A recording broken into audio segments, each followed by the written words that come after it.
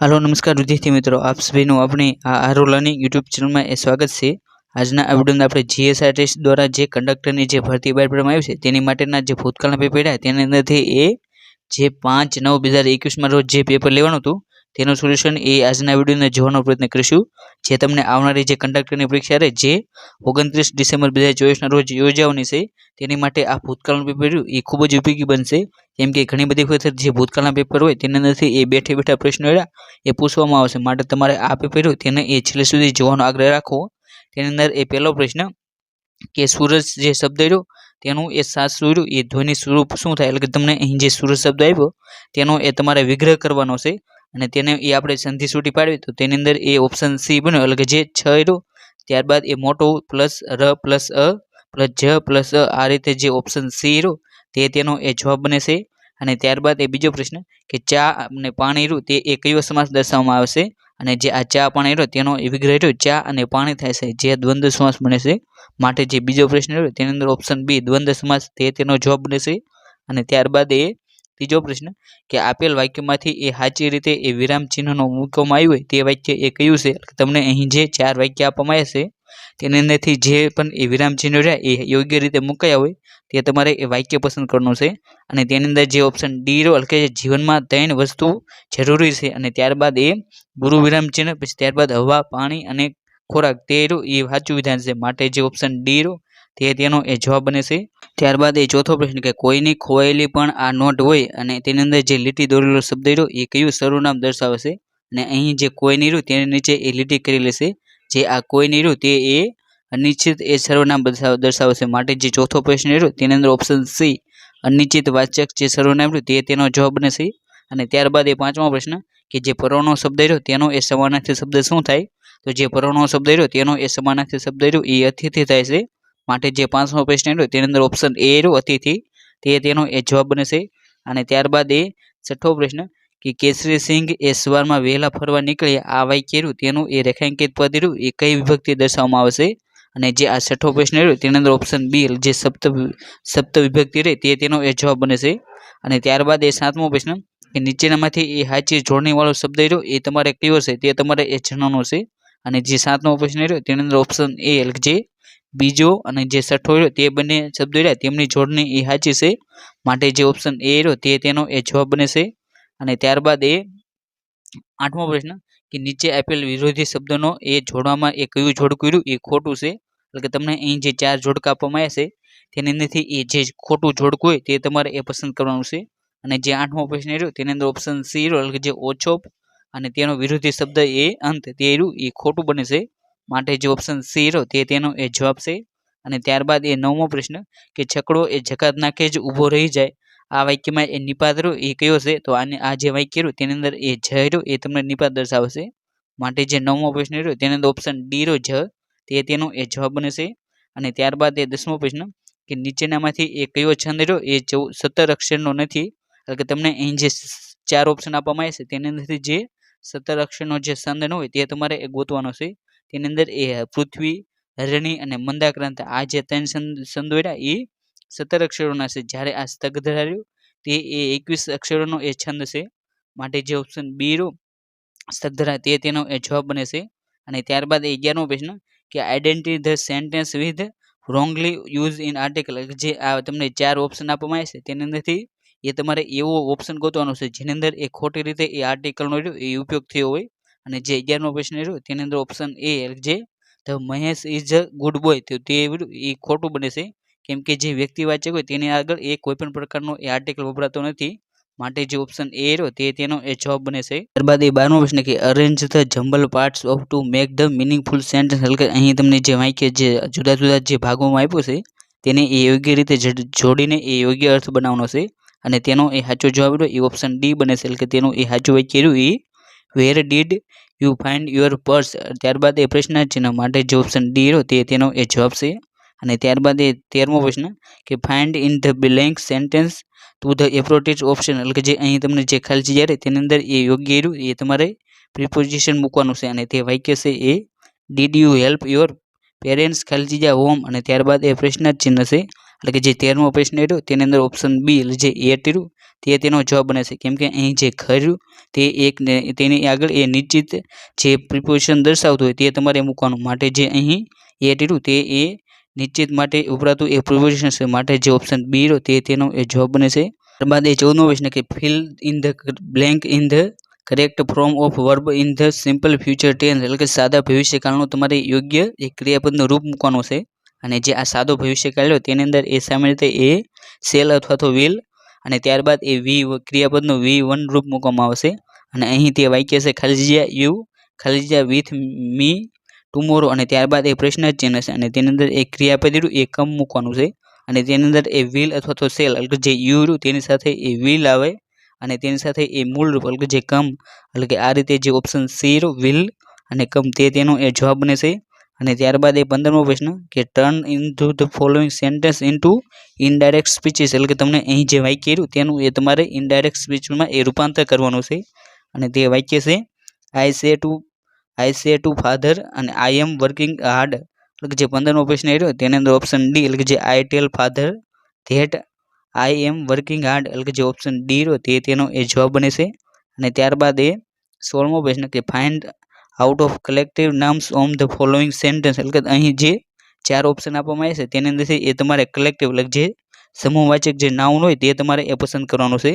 એટલે કે જે 16મો પ્રશ્ન રહ્યો તેની અંદર ઓપ્શન એ, એટલે કે જે જ્યુરી રહ્યું એટલે કે જે પંચ હોય તે એક પ્રકારનું એ સમૂહવાચક નામ છે, માટે જે ઓપ્શન એ રહ્યો તે તેનો એ જવાબ બને છે.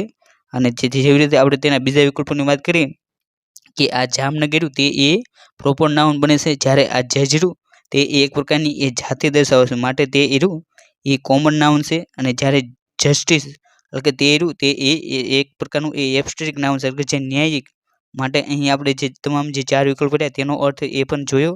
અને ત્યારબાદ એ 17મો પ્રશ્ન કે fill in the blank by choosing suitable adjective, એટલે કે અહીં જે ખાલી જગ્યા રહે તેની અંદર એ તમારે યોગ્ય રૂ એ વિશેષણ મૂકવાનું છે. અને તે વાક્ય છે ગોલ્ડ ઇઝ ખાલી જગ્યા ધેન સિલ્વર, એટલે કે જે 17મો પ્રશ્ન રહ્યો તેની અંદર ઓપ્શન બી, એટલે જે કોસ્ટલી રહ્યું તે તેનો એ જવાબ બને છે, માટે જે gold is costlier than silver, એટલે કે જે સોનું રહ્યું એ ચાંદી કરતાં એ મોંઘું છે.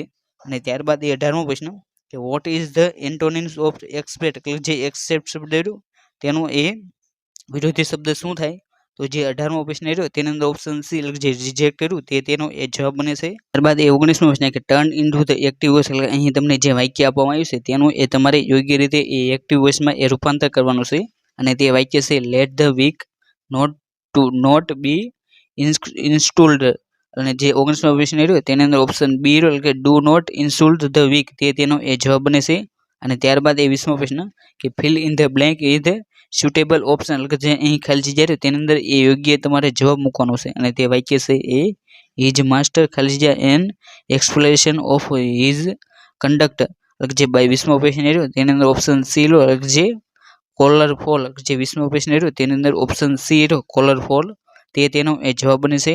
અને ત્યારબાદ એ 21મો પ્રશ્ન કહેતા ખાલી જગ્યા રહે એ તમારે પૂરી કરવાના છે, અને તેની અંદર સામાન્ય રીતે તમને રે એ શ્રેણી આપવામાં આવી છે, જેની અંદર એ શ્રેણી છે 441, 481, 529, અને ત્યારબાદ એ ખાલી જગ્યા, અને ત્યારબાદ એ 625, એટલે કે આ રીતે એ તમે જુઓ તો આ રહ્યો એ સામાન્ય રીતે એ સ્ક્વેર કરેલો છે, તેની અંદર એ આ જે 625 રહ્યા એ 25નો કર્યો, અને ત્યારબાદ એ તમારે જે ખાલી જગ્યા રહે તેની અંદર એ 24નો સ્ક્વેર કરવાનો છે. એટલે કે જે 21મો પ્રશ્ન રહ્યો તેની અંદર ઓપ્શન એ 576 તે તેનો એ જવાબ બને છે. અને ત્યારબાદ એ 27મો પ્રશ્ન કે ખાલી જગ્યા રહે એ પૂરી કરો, અને તે પણ એક પ્રકારની એ શ્રેણી છે, જેની અંદર એ 8, 27, 64, ત્યારબાદ એ 2 ખાલી જગ્યા છે, અને ત્યારબાદ એ 343 છે. અને જે આ જોતા એ સામે રીતે એ ઘન કરેલો છે, 2નો ઘન, 3નો ઘન, 4નો ઘન, ત્યારબાદ એ 5નો અને 6નો, આ રીતે જે 22મો પ્રશ્ન રહ્યો તેની અંદર ઓપ્શન સી લો, જે 125 અને 216 તે તેનો એ જવાબ બને છે. ત્યારબાદ એ 23મો પ્રશ્ન કે 1 કિલોમીટર એટલે કેટલા સેન્ટીમીટર થાય, અહીં જે 1 કિલોમીટર હોય તેને એ જો તમારે મીટરમાં ફેરવું હોય તેની પાછળ એ 3 મીંડા લગાડવાના, એટલે કે 1 તેની પાછળ એ 3 મીંડા, અને જો તમારે એ તેને સેન્ટીમીટરમાં ફેરવું હોય તો તેની પાછળ એ તમારે 2 મીંડા લગાડવાના, આ રહ્યો એ તેનો જવાબ બને છે. એટલે કે જે 23મો પ્રશ્ન રહ્યો તેની અંદર ઓપ્શન બી, એટલે કે જે 1 લાખ રહ્યું તે તેનો એ જવાબ છે, એટલે કે 1 લાખ સેન્ટીમીટર.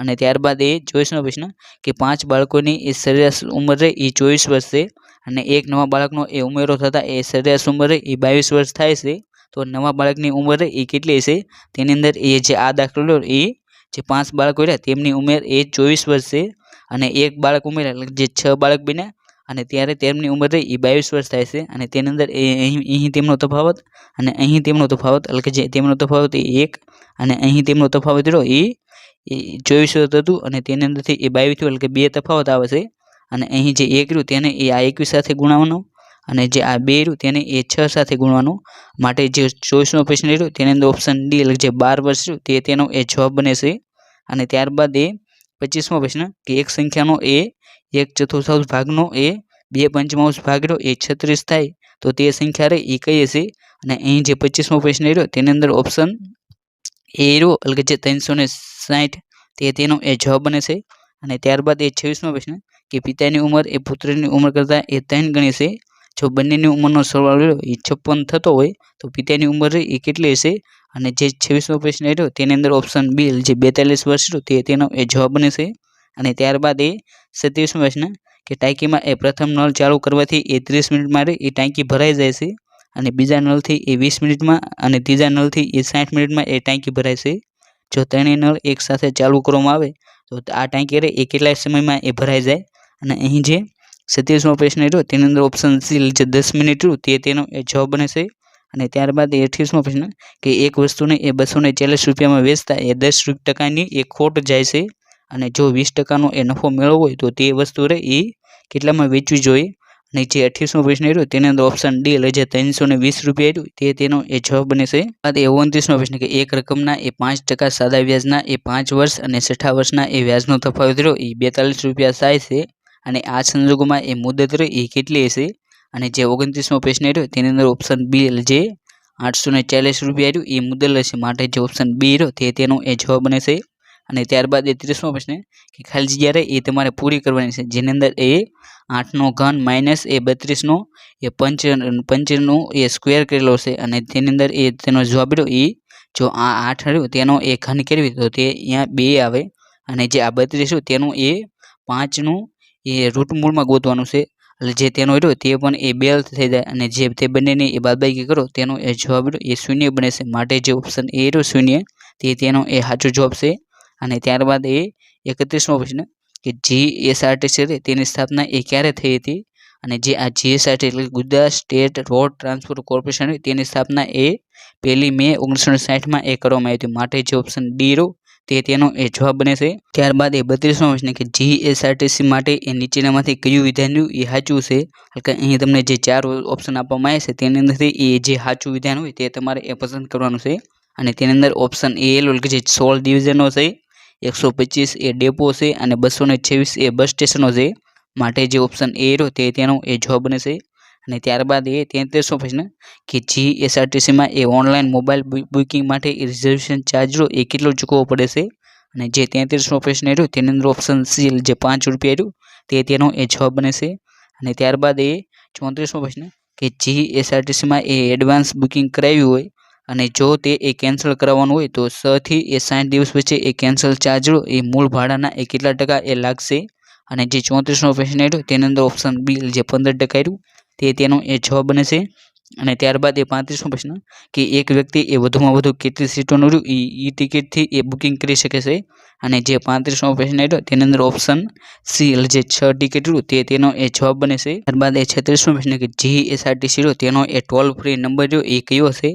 અને જે 37મો પ્રશ્ન રહ્યો તેની અંદર ઓપ્શન એ જે 1800-233 અને ત્યારબાદ એ 3 વખત એ છગડા તે તેનો એ ટોલ ફ્રી નંબર છે માટે જે ઓપ્શન એ રહ્યો તે તેનો એ જવાબ બને છે અને ત્યારબાદ એ 37મો પ્રશ્ન કે કેટલા સ્ટેજ પછી એ 18 સ્ટેજની ગણતરી એ ટિકિટ માટેના એ લક્ષમાં લેવાની રહેશે નહીં અને જે 37મો પ્રશ્ન રહ્યો તેની અંદર ઓપ્શન બી જે 5 રહ્યું તે તેનો એ જવાબ બને છે અને ત્યારબાદ એ 38મો પ્રશ્ન કે સ્ટેજ દીઠ ભાડું એ 8.50 રૂપિયા અને 14 સ્ટેજની મુસાફરી માટે એ 4 પુખ્ત મુસાફરોને ચૂકવવાની થતી એ ભાડાની રકમ એ કેટલી હશે અને જે 38મો પ્રશ્ન રહ્યો તેની અંદર ઓપ્શન સી જે 474 રૂપિયા રહ્યું તે તેનો એ જવાબ બને છે અને ત્યારબાદ એ 39મો પ્રશ્ન કે એક જ ગ્રુપના એ 3 મુસાફરો પાસે એ કુલ 40 કિગ્રા લગેજ છે તો તેમનો એ 8 સ્ટેજની મુસાફરી માટેનો એ કેટલા લગેજની રહે એ રકમ રહે એ ચૂકવવી પડશે અને અહીં જે 39મો પ્રશ્ન રહ્યો તેની અંદર ઓપ્શન ડી જે 0 રહ્યું તે તેનો એ જવાબ બને છે ત્યારબાદ એ 40મો પ્રશ્ન કે એક 5 વર્ષથી એ નાનું બાળક છે, 2 12 વર્ષથી એ નાના બાળકો છે અને 3 પુખ્ત વ્યક્તિના એ વ્યક્તિઓ છે પુખ્ત ઉંમરના, અને સ્ટેજ દીઠ એ 13 પ્રમાણે એ 4 સ્ટેજની મુસાફરી કરે છે તો તેમને એ કેટલા રૂપિયા એ ટિકિટ લેવી પડશે. અને અહીં જે 40મો પ્રશ્ન રહ્યો તેની અંદર ઓપ્શન બી એટલે જે 208 રૂપિયા રહ્યું તે તેનો એ જવાબ બનશે. અને ત્યારબાદ એ 41મો પ્રશ્ન કે નાની મોટી ઈજા થાય ત્યારે એ શેમાં બોળેલું રૂ અથવા તો ઘાયરું એ ચોંટાડી દેવું જોઈએ. અને જે 41મો પ્રશ્ન રહ્યો તેની અંદર ઓપ્શન એ જે ટિંચર બેન્ઝોઇનનું તેની અંદર બોળેલું જે રૂ રહ્યું તે એ ચોંટાડી દેવું પડે, માટે જે ઓપ્શન એ રહ્યો તે તેનો એ જવાબ બનશે. અને ત્યારબાદ એ 42મો પ્રશ્ન કે કાર્ડિયાક મસાજ કે જે હૃદય મદન રહ્યું તે કરવા એ છાતીના મધ્યમાં એ તેને લંબ દિશામાં અને 1 મિનિટમાં એ કેટલા કંપનના દરે એ કરવી જોઈએ. અને જે 42મો પ્રશ્ન રહ્યો તેની અંદર ઓપ્શન ડી એટલે કે જે 100 રહ્યું તે કંપને એ તેને કરવી જોઈએ, માટે જે 42મો પ્રશ્ન રહ્યો તેની અંદર ઓપ્શન ડી રહ્યો તે તેનો એ જવાબ બનશે. અને ત્યારબાદ એ 43મો પ્રશ્ન કે હાથની ધમનીમાંથી એ રુધિર સ્ત્રાવ થાય ત્યારે એ અટકાવવા માટે એ કયા દબાણ આપવું પડે છે. અને જે 43મો પ્રશ્ન રહ્યો તેની અંદર ઓપ્શન બી એટલે કે દ્વિમસ્તક સ્નાયુ પાસે રહ્યું તેને એ દબાણ આપવું પડે છે, માટે જે ઓપ્શન બી રહ્યો તે તેનો એ જવાબ બનશે. અને ત્યારબાદ એ 44મો પ્રશ્ન કે નીચેનામાંથી કઈ એ કંડક્ટરની ફરજો પૈકીની એ નથી. અને જે 44મો પ્રશ્ન રહ્યો તેની અંદર ઓપ્શન સી એટલે જે પેસેન્જર એ કમ્પાર્ટમેન્ટને એ સાફ રાખવાની કાળજી રાખવાની જવાબદારી એ કંડક્ટરની એ હોતી નથી, માટે જે ઓપ્શન સી રહ્યો તે તેનો એ જવાબ બનશે. અને ત્યારબાદ એ 45મો પ્રશ્ન કે નીચેનામાંથી કઈ એ કંડક્ટરની ફરજ એ આવતી નથી.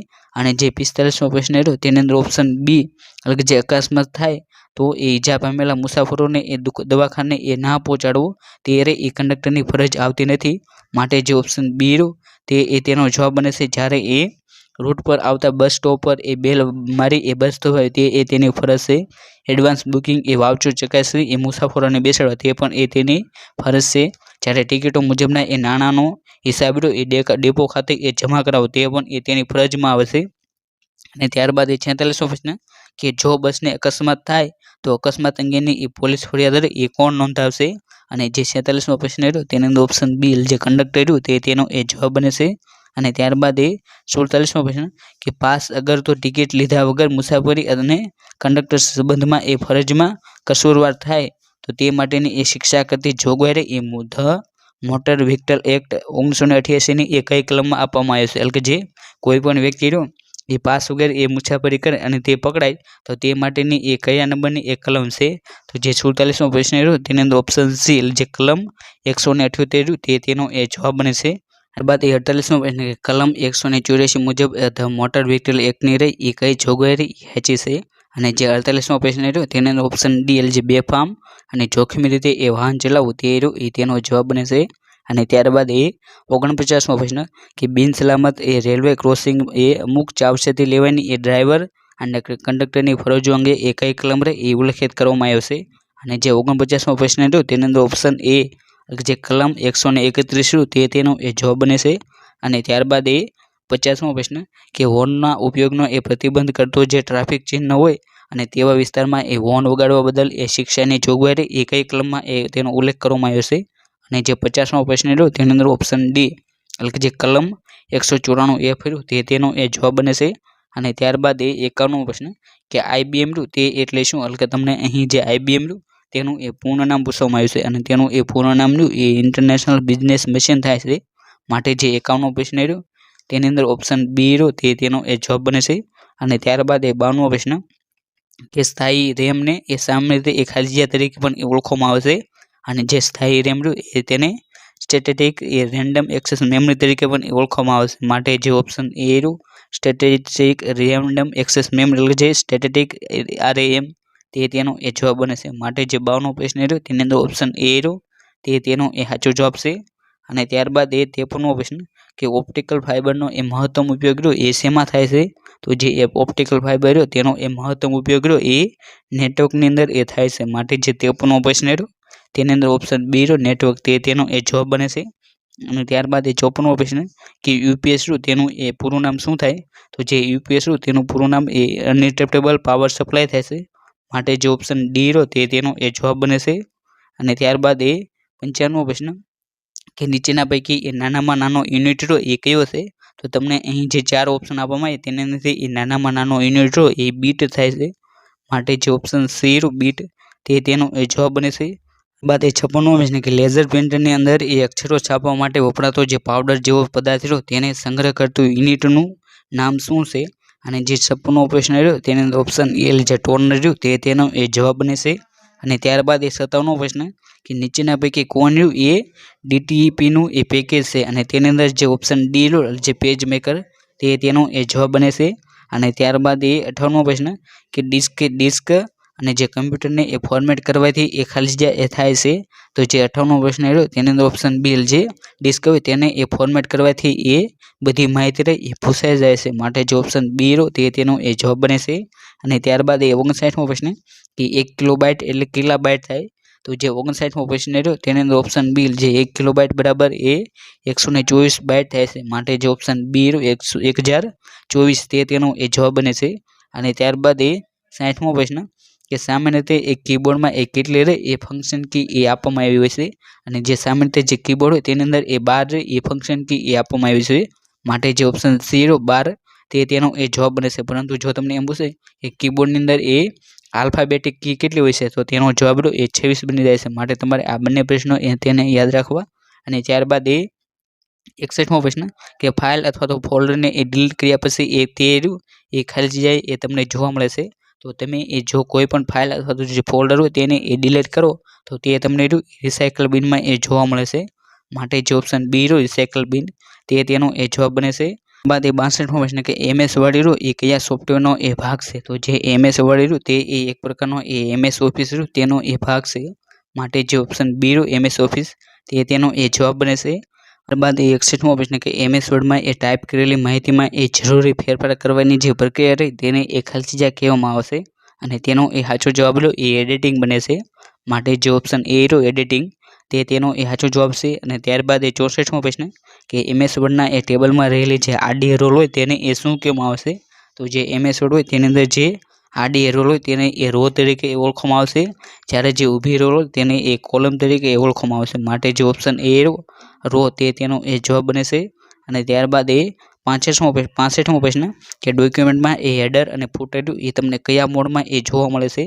તો જે હેડર અને ફૂટર એ તમને જે પ્રિન્ટ લેઆઉટ રહ્યું તેની અંદર એ જોવા મળે છે, માટે જે 65મો પ્રશ્ન રહ્યો તેની અંદર ઓપ્શન એ જે પ્રિન્ટ લેઆઉટ રહ્યું તેનો એ જવાબ બને છે.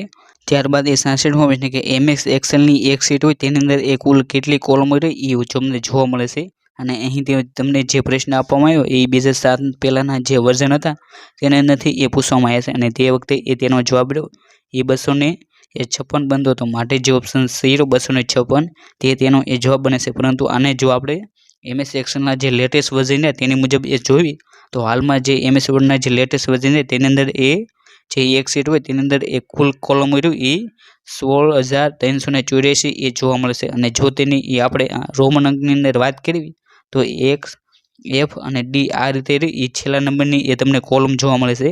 અને ત્યારબાદ એ 67મો પ્રશ્ન કે MS એક્સેલમાં એક ગાણિતિક પ્રક્રિયા કરવા માટે એ શરૂઆતમાં કયો સિમ્બોલ રહ્યો એ મૂકવામાં આવશે, અને તેનો એ સાચો જવાબ રહ્યો એ બરાબરનો સિમ્બોલ બને છે, માટે જે ઓપ્શન ડી રહ્યો તેનો એ જવાબ બને છે. અને ત્યારબાદ એ 68મો પ્રશ્ન કે પાવર પોઈન્ટમાં એ એપ્લિકેશનમાં જે પેજ હોય દેખાય છે તેને એ શું કહેવામાં આવશે? તો પાવર પોઈન્ટમાં તમને જે પેજ દેખાય છે તેને એ સ્લાઇડ કહેવામાં આવશે, માટે જે ઓપ્શન બી રહ્યો સ્લાઇડ તેનો એ જવાબ બને છે. ત્યારબાદ એ 69મો પ્રશ્ન કે પાવર પોઈન્ટમાં એ એપ્લિકેશનમાં એ કાર્ટૂન દાખલ કરવા માટે એ કયા ઓપ્શન રહ્યો તેનો એ ઉપયોગ કરવામાં આવશે, અને જે 69મો પ્રશ્ન રહ્યો તેની અંદર ઓપ્શન એલ જે ક્લિપ આર્ટ રહ્યું તેના મદદથી એ તમે કોઈ પણ પ્રકારનું જે કાર્ટૂન હોય તેને એ ઉમેરી શકો છો.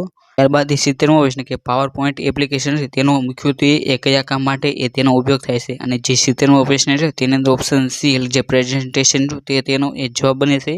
અને ત્યારબાદ 71મો પ્રશ્ન કે નીચેનામાંથી કઈ નદીનું એ ઉદ્ગમ સ્થાન એ રાજસ્થાનમાં આવેલું નથી, અને જે 71મો પ્રશ્ન છે તેની અંદર ઓપ્શન એ જે મહી તેનું એ ઉદ્ગમ સ્થાન એ રાજસ્થાનમાં આવેલું નથી, પરંતુ મહી જે નદી તેનું ઉદ્ગમ સ્થાન એ મધ્યપ્રદેશમાં એ આવેલું છે, જ્યારે બનાસ મેસુ અને સાબરમતી તે બધી નદીઓ એ રાજસ્થાનમાંથી તે નીકળે છે. અને ત્યારબાદ એ 72મો પ્રશ્ન કે નીચેનામાંથી કઈ નદી એ કચ્છના નાના રણમાં એ સમાઈ જાય છે, અને તેનો એ સાચો જવાબ એ મચ્છુ બને છે, માટે જે ઓપ્શન બી મચ્છુ તેનો એ જવાબ બને છે. અને ત્યારબાદ એ 73મો પ્રશ્ન કે ઝાસાનો ડુંગર એ કયા જિલ્લામાં આવેલો છે? એટલે કે અહીં જે ઝાસા રહ્યો તેનો એ જોડની ભૂલ થયેલી છે. તેની અંદર એ તમને જેસોનો ડુંગર તે એ પૂછવામાં આવ્યું છે, અને જે જેસોનો ડુંગર એ જે બનાસકાંઠા રહ્યું તેની અંદર એ આવેલો છે. માટે જે 73મો પ્રશ્ન રહ્યો તેની અંદર ઓપ્શન સી જે બનાસકાંઠા રહ્યું તેનો એ જવાબ બને છે. અને ત્યારબાદ એ 74મો પ્રશ્ન કે હરણોની સુરક્ષા અને અન્ય પ્રાણીઓના એ અભ્યાસ માટેનું જે સંશોધન કેન્દ્ર જે ગીર ફાઉન્ડેશન રહ્યું એ ક્યાં આવેલું છે? અને જે આ ગીર ફાઉન્ડેશન રહ્યું તે એ ગાંધીનગર ખાતે એ આવેલું છે. માટે જે 74મો પ્રશ્ન રહ્યો તેની અંદર ઓપ્શન ડી કે જે ગાંધીનગર રહ્યું તેનો એ જવાબ બને છે. ત્યારબાદ એ 75મો પ્રશ્ન કે કૃષ્ણમૃગ નેશનલ પાર્ક રહ્યું એ ક્યાં આવેલો છે? અને જે આ કૃષ્ણમૃગ રહ્યું એ જે કાળિયાર હરણનું તેનું એ બીજું નામ છે. માટે તમને અહીં જે કાળિયાર હરણનો જે નેશનલ પાર્ક રહ્યું તેનું એ પૂછવામાં આવ્યું છે. અને જે રહ્યું એ વેળાવદર એટલે જે ભાવનગરમાં જે વેળાવદર રહ્યું ત્યાં એ કાળિયાર હરણ માટેનો એ નેશનલ પાર્ક આવેલો છે. માટે જે ઓપ્શન એ રહ્યું તેનો એ જવાબ બને છે. અને આ રીતે એ ગુજરાતમાં રહ્યું એ કુલ 4 નેશનલ પાર્ક આવેલા છે. જેની અંદર એ પહેલો નેશનલ પાર્ક રહ્યો એ ગીર નેશનલ પાર્ક, બીજો એ વાસંદા નેશનલ પાર્ક, ત્રીજો એ વેળાવદર નેશનલ પાર્ક અને ચોથો રહ્યો એ મરીન નેશનલ પાર્ક. આ 4 નેશનલ પાર્ક રહ્યા એ ગુજરાતમાં આવેલા છે. અને ત્યારબાદ એ 76મો પ્રશ્ન કે નીચેનામાંથી કયા જિલ્લામાંથી રહ્યું એ કર્કવૃત એ પ્રસાર થતું નથી? અને જે 76મો પ્રશ્ન રહ્યો તેની અંદર ઓપ્શન ડી જે મહીસાગર રહ્યું તેનો એ જવાબ બને છે. અને ત્યારબાદ એ 77મો પ્રશ્ન કે ગુજરાતમાં એ યહૂદી ધર્મનું એ ધર્મસ્થાન એ ક્યાં આવેલું છે? અને ગુજરાતમાં જે યહૂદી ધર્મનું ધર્મસ્થાન એ ખમાસા એટલે કે જે અમદાવાદ રહ્યું ત્યાં એ આવેલું છે. માટે જે ઓપ્શન સી રહ્યો ખમાસા અમદાવાદ તેનો એ જવાબ બને છે. અને ત્યારબાદ એ 78મો પ્રશ્ન કે પ્રાચીન સમયમાં એ ગુજરાતમાં કઈ એ વિશ્વ પ્રસિદ્ધ વિદ્યાપીઠ એ આવેલી હતી?